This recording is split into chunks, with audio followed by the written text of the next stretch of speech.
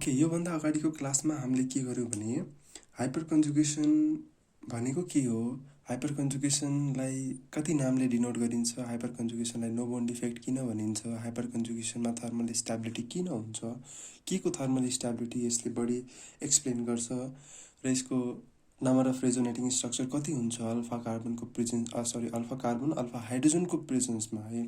जतिवटा alpha hydrogen छ त्यसलाई एउटा प्लस गरिदियो 1 गरिदियो भने त्यसपछि नम्बर अफ रेजोनेटिङ स्ट्रक्चर कति आउँछ त है, त्यही कुरालाई हामीले भन्यौँ र थोरै एक दुईवटा इक्जाम्पल लेखेर पनि हामीले एक्सप्लेन गर्यौँ स्याचुरेटेड अनस्याचुरेटेड कुन कुन छ, कसरी बनिरहेछ भन्ने कुरालाई पनि हामीले एक्सप्लेन गर्यौँ त्यसमा अगाडिको क्लासमा।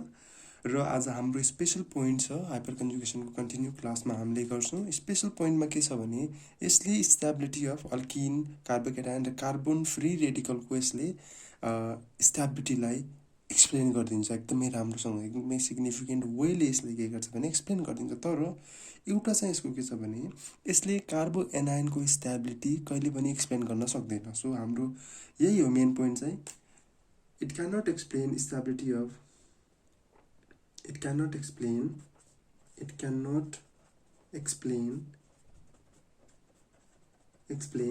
the stability of कार्बोएनायन है। कार्बोएनायनको स्टेबिलिटी यसले एक्सप्लेन गर्न सक्दैन है। यो कुरा चाहिँ राम्रोसँग याद गर्नु, यो एकदमै इम्पोर्टेन्ट क्वेसन छ हाम्रो, यो सोधिरह हुन्छ है हाम्रो। त्यसपछि अब हामी जाम एप्लिकेसनमा है, सिधै एप्लिकेसनमा हामी जाम।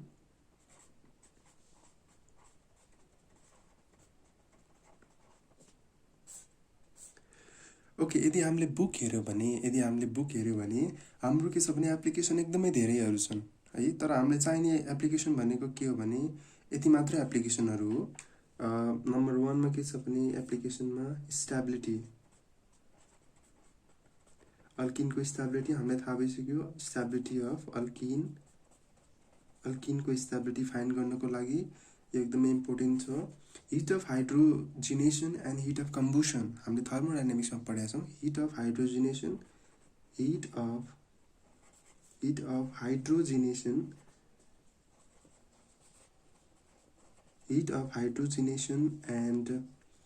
and heat of combustion, heat of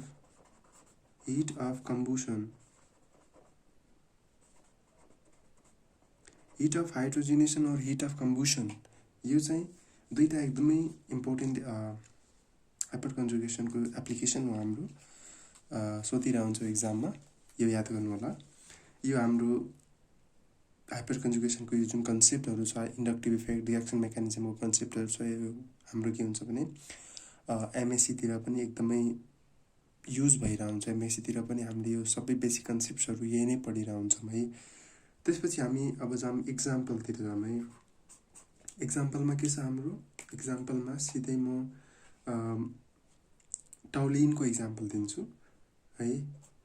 CH3 यो हाम्रो के छ हामीलाई थाहा छ, यो हाम्रो CHHH है। अब हामीले कन्सेप्ट एप्लाई गरौँ त्यसमा। कन्सेप्ट एप्लाई गर्दाखेरि हामीसँग यो एउटा रिङ हो नि त, हाम्रो रिङसँगको यो के छ भने यो अल्फा कार्बन हो। अल्फा कार्बनसँग जोडिएको हाइड्रोजनलाई हामीले के भन्छौँ, अल्फा हाइड्रोजन भन्छौँ। सो यसमा नम्बर अफ अल्फा हाइड्रोजन कति छ त हाम्रो, नम्बर अफ अल्फा हाइड्रोजन कति छ हाम्रो 1 2 3 छ। Okay, number of resonating structure कति बन्न सक्छ, रेजोनेटिङ स्ट्रक्चर कति बन्न सक्छ भने 3 + 1 = 4 बन्न सक्छ। हेरौँ अब कतिवटा बन्दो रहेछ र त्यसपछि हाम्रो के हुन्छ भने क्लियर हुन्छ पोइन्ट्सहरू है। अब जाम यसलाई रेजोनेन्स स्ट्रक्चरमा हेर्दै जाम। रेजोनेन्स स्टेबलाइज गरौँ यसलाई। रेजोनेन्स गर्दाखेरि त्यसपछि हाम्रो के हुन्छ भने no bond effect. First of all हामीले के गरौँ, नो बोन्ड इफेक्ट देखाउनु पर्छ हामीले। जस्तै एउटा हाइड्रोजनलाई को बोन्डलाई हामीले हटाइदिउँ, एच यहाँ कार्बन छ, यो हाइड्रोजन भयो, यो गयो भने है नझुक्किनु होला। यसैलाई मैले काटेर लेख्दिएँ किनकि कन्फ्युजन होला पछि त्यसपछि। ओके, यो हाम्रो के छ भने कार्बन छ, हाइड्रोजन छ, हाइड्रोजन छ। हामीले के गर्यौँ, एउटामा नो बोन्ड इफेक्ट देखायौँ, यसलाई हामीले H प्लस लेख्यौँ है। H प्लस लेख्यौँ, त्यसपछि हाम्रो के हुन्छ भने यो बोन्ड सिफ्ट भएर हाम्रो के त हुन्छ, यता जान्छ यो बोन्ड र यो यता सिफ्ट भइदिन्छ है। यो डबल बोन्ड आउँछ, त्यसपछि यो बोन्ड यता सिफ्ट भयो भने यहाँ के आउँछ, माइनस चार्ज आउँछ यसमा चाहिँ है। नझुक्किनु होला, यो बोन्ड यता सिफ्ट भयो, यो यता आयो, त्यसपछि अरू सबै सेम छ, अरूमा केही पनि चेन्ज गरेका छैनौँ है हामीले। त्यसपछि अर्को हामी जाउँ अर्को स्ट्रक्चरतिर। अर्को स्ट्रक्चरमा के छ भने, अर्को स्ट्रक्चर के हुनसक्छ, अब सिम्पल छ, यो रेजोनेन्स यसरी जान्छ, यो यसरी आउँछ। ओके, अब हेरौँ त, यो स्ट्रक्चर यसरी आउँछ। अब सबै सेम छ हाम्रो, double bond CH H plus. त्यसपछि अर्को हाम्रो के छ भने बोन्ड यो यता सिफ्ट भयो, अरू के छ, सबै सेम छ, यो यता आयो भने यसमा यसरी लेख्न मिल्छ। त्यसपछि अर्को स्ट्रक्चर बन्दाखेरि यो यता आउँछ, त्यसपछि यो यता आउँछ है। यो स्ट्रक्चर हाम्रो के भयो भने यो यता सिफ्ट भयो, हाम्रो यता सिफ्ट भयो, यो हाम्रो के भयो, सरी यो यसरी यता सिफ्ट भयो, मिस्टेक भयो नि त। यसैले मैले तल लेख्छु, यसैले तल लेख्दाखेरि मैले के लेख्छु भने, हेरौँ त, यो माथि सिफ्ट भयो, माइनस भयो, त्यसपछि यो यता आयो, यो यता आयो, हाम्रो यता सिफ्ट भयो, यता सिफ्ट भयो हाम्रो। अरू के छ, हाम्रो सबै सेम छ, हाइड्रोजन H प्लस र H यो भयो हाम्रो है। यो हेरौँ त, हाम्रो यसलाई यसरी हेऱ्यो भने यसको नम्बर अफ रेजोनेटिङ स्ट्रक्चर कति बन्यो हाम्रो है। Number of resonating structure 1 2 3 4। अब यसलाई फेरि हामीले यता लगेर यसरी लग्यो भने यो पहिलाकै स्ट्रक्चरमा आउँछ, त्यसैले यसको नम्बर अफ रेजोनेटिङ स्ट्रक्चर कति बन्यो, 1 2 3 4, चारवटा बन्यो नि है। अल्फा हाइड्रोजन कति छ हाम्रो, 3टा छ, त्यसैले यो चाहिँ के भयो भने हाम्रो प्रुभ भयो। अब यो चाहिँ हाम्रो के छ भने, यो हाम्रो +2 तिर त्यति धेरै सोधिरहँदैन। यो इम्पोर्टेन्ट भनेको, important for BSc and MSc स्टुडेन्ट्सको लागि एकदमै इम्पोर्टेन्ट क्वेसन हो यो। इम्पोर्टेन्ट क्वेसन र कन्सेप्ट यसले एकदमै क्लियर पारिदिन्छ। त्यसपछि अब हामी +2 पढिरहेको छौँ, हामीले +2 पढ्दाखेरि हामीले कुन इक्जाम्पललाई आधार मानौँ त। त्यसपछि इक्जाम्पल हेरौँ, इक्जाम्पल हेर्दाखेरि हामीले के गरौँ भने carbon, hydrogen CH double bond CH2, यहाँ हाइड्रोजन छ हामीले। अर्को इक्जाम्पल 2 हेऱ्यौँ हामीले, इक्जाम्पल यसले 1 मान्दियो हामीले।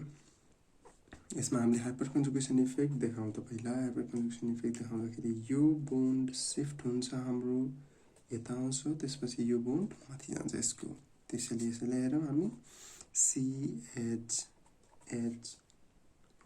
अब यहाँ हाम्रो सिंगल बोन्ड सबै पहिला सेम लेखौँ, CH2 लेखौँ। हाम्रो के भयो भने यो H प्लस, यहाँको बोन्ड हाम्रो यता सिफ्ट भयो, यो माथि सिफ्ट भइसकेपछि यो यसमा डबल बोन्ड आउने भयो, यो डबल बोन्ड आयो, त्यसपछि यसमा के भयो, यो माथि बोन्ड सिफ्ट भएपछि माइनस चार्ज माथि आयो। त्यसपछि हामी यसमा गइसकेपछि अब फेरि हाम्रो अर्को स्ट्रक्चर के हुन्छ भने, अब एकदमै सिम्पल कुरा छ। पहिला हामीले यसलाई हटाएर हेरौँ, त्यसपछि अर्को यसलाई हटाएर हेरौँ, त्यसपछि अर्को यसलाई हटाएर हेरौँ, यही नै हाम्रो स्ट्रक्चर आउँदै जान्छ। हेरौँ त, अब यसमा बोन्ड लेख्दिएँ मैले, H डबल बोन्ड CH2 र अर्को आयो हाम्रो H प्लस है। फर्स्टमा हामीले माथिको बोन्डलाई सिफ्ट गरिदिउँ, त्यसपछि सेकेन्डमा हामीले अर्को बोन्डलाई सिफ्ट गरिदिउँ। त्यसपछि अर्को कन्डिसनमा छ हाम्रो CH। अब हामीले तलको बोन्डलाई हटाइदिउँ, H प्लस, त्यसपछि अरू त हाम्रो के छ भने सबै सेम नै छ, CH2। यसमा माइनस चार्ज मैले छोडेँ, माइनस चार्ज लेखिरहेको छु। हेरौँ त यसको स्ट्रक्चर। अब यसैले हामीले फेरि कम्पेयर गरौँ एकचोटि।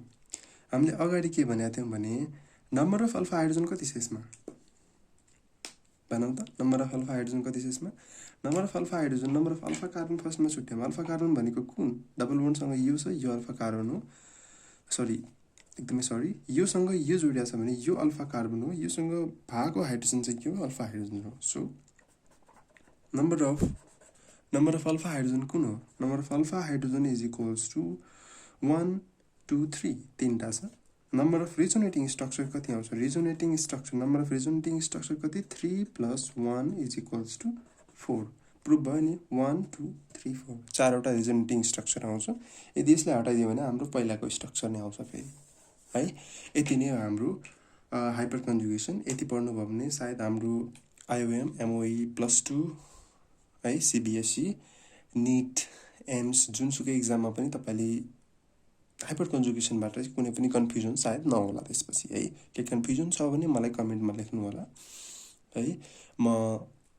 यसमा म इन्स्टाग्रामको लिङ्क पनि दिन्छु, फेसबुकको लिङ्क पनि दिन्छु, त्यसमा मलाई मेसेज गरेर भन्नु होला के गर्दा ठिक हुन्छ भनेर। ओके, आजको लागि चाहिँ हामी यति नै गर्छौँ। Thank you.